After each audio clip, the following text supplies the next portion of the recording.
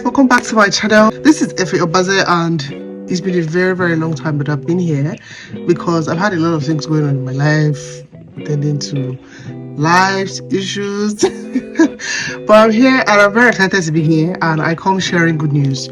So I was just thinking the other day, like I had a moment of reflection about when I came to Canada, what my settling journey was like, because I ran into some new immigrants. You know, I was just talking to them, told me they were new. They just looked like my family at the time when we came. Myself, my husband, and my daughter. Would I have done some things differently being here and, you know, talking to this family? I realized that there are a number of things that I would have done differently, and I tried to share it with them. So after sharing it with them, I thought it would be great to come on here and share it with the house as well. So there are 4 things that I wish that I knew earlier before coming to Canada. 4 things that I wish I knew earlier on getting to Canada. Number 1 is to start building my credit.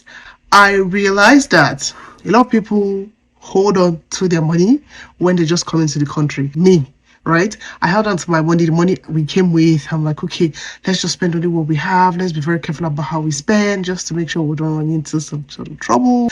But here, you quickly realize that this place dwells on credit. Canada is a credit system. So the earlier you realize it and you start to take advantage of it, the better for you, right? As you get in here, get your credit card. Start building your credit score, because your credit score shows your credit worthiness in the eyes of lenders, in the eyes of maybe financial institutions, anybody who's going to borrow you money most times. So anyway, you're going to take a loan for, rather to buy a house, take out your first car, your credit score is very important. So if you have like 1 or 2 credit cards, start building your credit score and make sure that you're using it just the way you should. Number 2 is to gain financial education. There is a huge problem in North America, problem of debt, problem of people not saving enough in this country. So the earlier you get financially educated and understand that you need to start taking care of your finances in a certain way here, the better for you. Because in Nigeria, the financial terrain there is very different. Very different. In Nigeria, you can see somebody that dash you money. Step out of the house and somebody just says, you're looking good today, I'll take this one. Yes, now, but here, nobody would dash you $1 you won't see, 1 cent you won't see. Every dollar you get, you work for it. Every cent you have, you work for it. Right? So the issue is when you're working for that money, how are you keeping some away? What vehicles are you using to keep some of this money? You need to learn that aspects of things and get financially educated as soon as possible. You need to advocate for your children. That's the 3rd point. Advocate for your children, right? You are their mother, you are their father, you are their parents. Advocate for them. Anywhere in the schools, in the church, gatherings, wherever, you know your child best. Right? So somebody does not project a certain value on your child while you are slumbering. Okay? So you don't want to start trying to undo what has already been done. You prevent it even before it happens. When you step out, if somebody is trying to say something to the child that does not align with your values, by all means, shut it down. Yes, and that is you advocating for your child. If you do not, you'll become too late. And this country is very hard to turn things around, especially when it comes to children. There's a level of importance in the country, and I think children are like the number 1. So you must get it right from the onset. Okay, 4th point, be mindful of how many credit cards you're getting. You want to understand the key concept of utilization.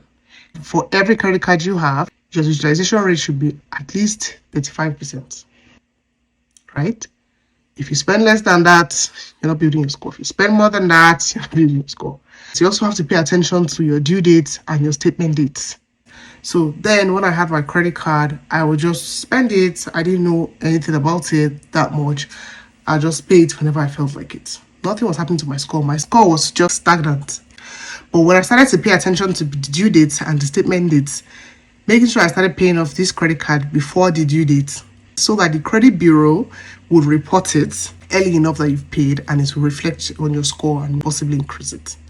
But if you wait to pay it on the due date, before that payment reflects, maybe 2 days before they report it, it's going to pretty much show that you didn't pay it, right? So you want to make sure that you take note of your utilization and spend accordingly.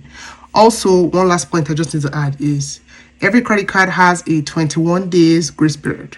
Yes, that's when you spend that money, you have 21 days window to pay it back before it starts to attract interest.